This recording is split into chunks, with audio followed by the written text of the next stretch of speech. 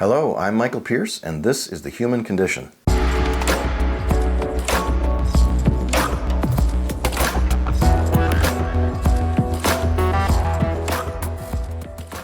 Today our topic is what conditions are stool lab tests for? A lot of people have asked on our channel as well as me live questions about this. Dr. Pierce, why do you use stool tests and why don't you use them sometimes? Because there are times that I actually don't use stool tests for every patient. I use stool tests very specifically for certain things and I don't use them for other things, and I'd like to tell you why that is. I'd also like to tell you what the medical uses of stool tests are compared to the alternative use of stool tests. And there's some crossover, but there's also some differences.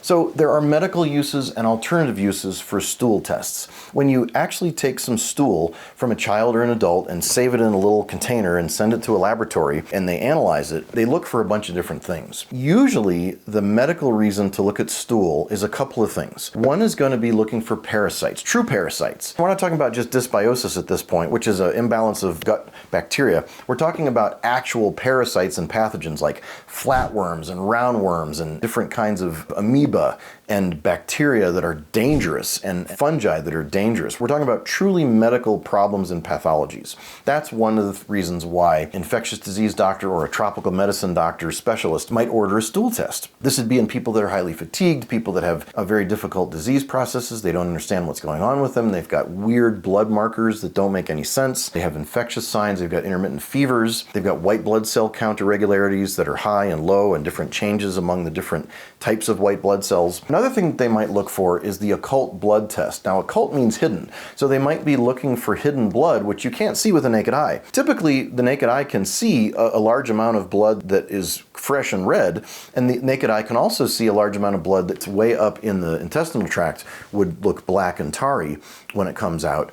And occult blood you cannot see. It's usually in very small amounts, and it's usually from small wounds that are higher up in the intestine, and you can't see it, so it's a chemical test. And the chemical test shows you that there's blood somewhere bleeding in the intestinal tract and coming out of the stool, but you can't see it with the naked eye. It isn't by definition a very large volume of blood, it's a small amount of blood, so it could be something like an ulcer up in the small intestine or in the stomach. It could also be ulcerative colitis, which is in the large intestine, or it could be some other problem like diverticulitis or diverticulosis, something like that where there's bleeding. Regular taking of aspirin and NSAIDs can cause mild bleeding in the intestinal lining, and that will also show up as occult blood if people take chronic amounts of NSAID painkillers and anti-inflammatories and aspirin. The other test that doctors probably not going to do a stool test for this is IBD and Crohn's, although sometimes doctors will look for Crohn's as an autoimmune disease in the blood and in the stool.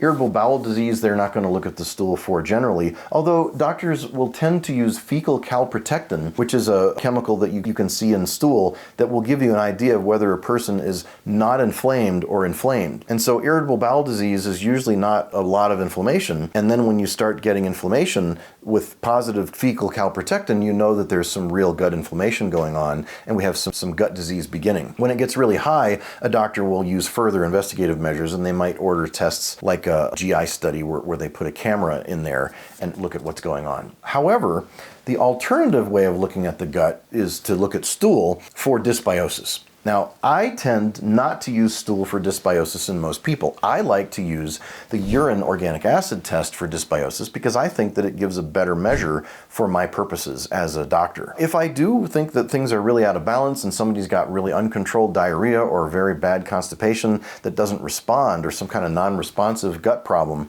I will then order a stool test. But for most people that say my guts aren't right, but they're not too serious yet, I will just use urine organic acid tests. Another thing that you might see in imbalance of gut bacteria is the ratios of Firmicutes to Bacteroidetes. Firmicutes species and Bacteroidetes species are evolutionarily old groups of organisms that have been around for a long time, and the relative amounts of those will give you an idea of what's going on with the person, and you can look at those tests in stool. Another thing is to look at bile acids. Bile acids will show up in stool, and you can look at those as fecal chymotrypsin or fecal pancreatic elastase, and those will give you an idea if there's some problems with the bile. You can also look at total bile acids in blood and you can look at bile acids in the stool. Now, the first bile acids are secreted by the liver and pancreas, and those are primary bile acids. And in the gut, they become kind of fermented and processed by the different organisms into healthy secondary bile acids if you're strong and healthy.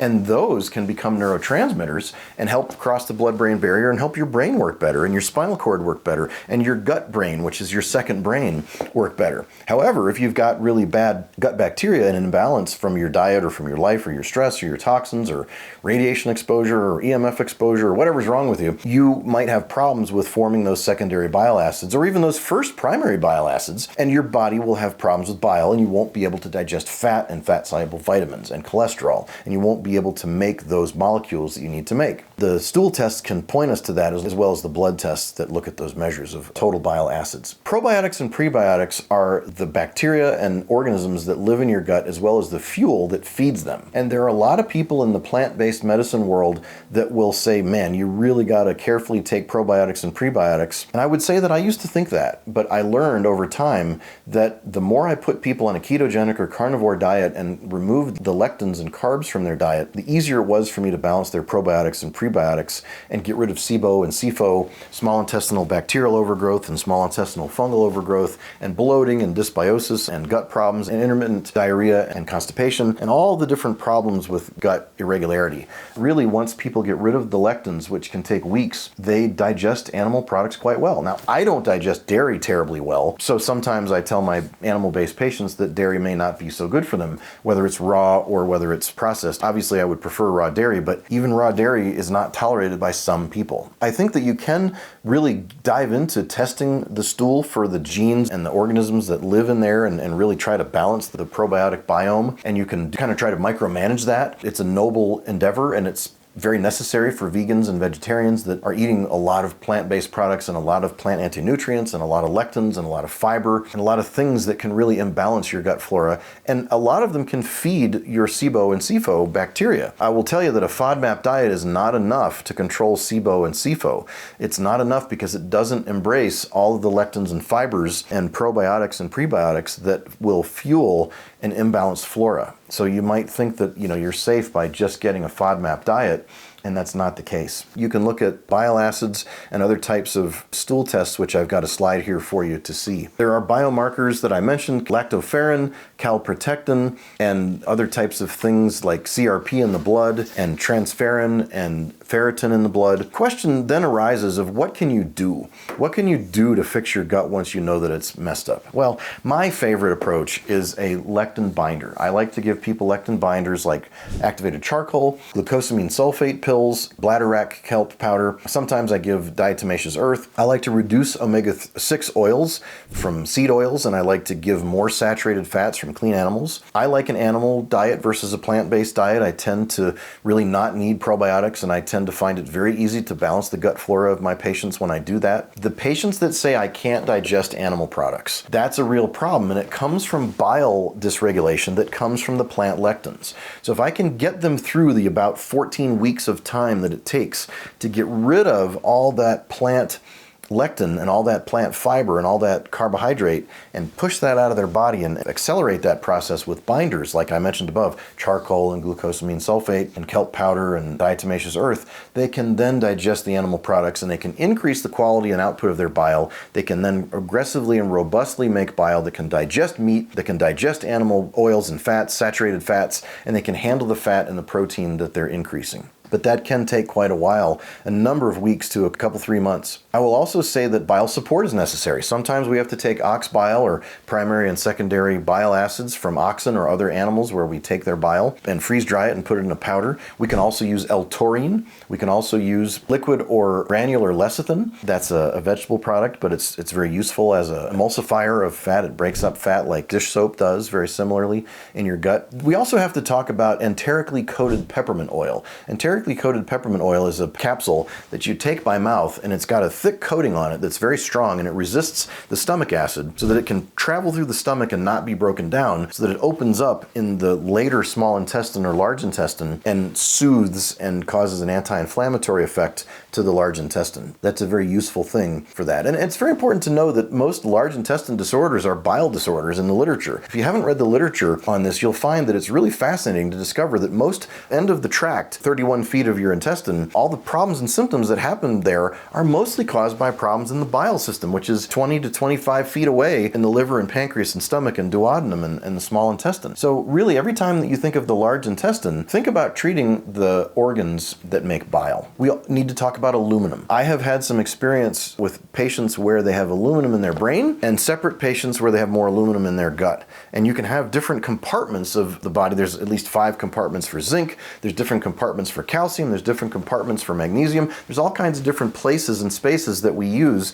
different forms of different minerals and different metals. Now, aluminum can be in your brain and it can cause all kinds of problems, as Christopher Exley talks about, like autism and like Alzheimer's disease. Although it's not the only cause of those problems, it definitely is a contributing factor. We can get rid of that aluminum in the brain with silicic acid water, like Fiji water and Gerolsteiner water. And those of you that watch the channel have heard me talk about that. But now I want to talk about the gut and the stool. If a person has been eating foods that contain aluminum, this is different than getting a shot in your arm that goes directly into your bloodstream. It's different than breathing in aluminum from chemtrails that would sift down in the rain and sift down in the sky without rain and breathe that in from the soil and from the sky.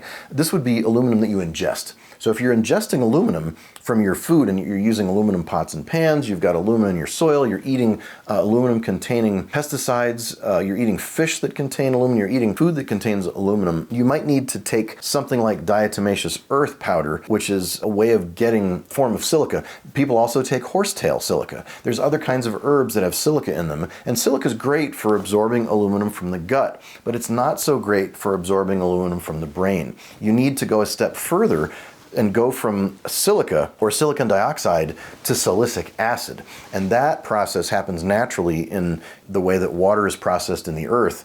And that's where groundwater and Springforth make water like Fiji water and Gerolsteiner water and other types of waters that have that. You can make your own at home too, and there's websites that talk about how to do this. Dennis Krause's book, Silica Waters, is very good about this. Just to summarize, you can use silicic acid waters for your brain. You can use silica-containing or silicon dioxide-containing foods and herbs and powders and diatomaceous earth eaten orally to help your gut bind aluminum, and you carry it out through your poop before it goes into your brain. You'll find that some people that are very, very sensitive and have lots and lots of aluminum in their bodies may need to do this problem. Now, the difficulty with food-grade diatomaceous earth is that if they take this orally, it can lead to constipation. So you have to be careful to take enough sodium and to take enough magnesium and not necessarily use fiber. I'm not a big fan of fiber for bowel movements, although that is a big thing for some people. They have to be careful to look at their sources of constipation. They have to drink enough water. They have to make sure that they're cutting down their lectins and that they're taking lectin binders, other lectin binders besides diatomaceous earth, and they have to be taking these in divided doses. They don't want to take a giant bolus of diatomaceous earth all at once. They want to spread it out throughout the day. The last couple of points here is that anti-inflammatory herbs like turmeric, boswellia, and rhodiola can be taken in capsules orally or in liquid form as mixed with oil. Turmeric mixed with oil is much easier absorbed than turmeric powder. And then the last point of all, these proteins in our guts that mess with our stool that are made of lectins have a 14-day half-life. That means that it takes a while for those lectins to degrade and detach from our intestines and fall off and come out in our stool. That could mean that we're going to lose half of them in 14 days, another half in 14 days, another half in 14 days. And so it might take us 2 weeks plus 2 weeks plus 2 weeks plus 2 weeks, 2, 4, 6, 8 weeks, 12 weeks, 14 weeks before we can really get rid of enough of those lectins that are bound to our intestine to really feel better. So that's what conditions the stool lab tests are for.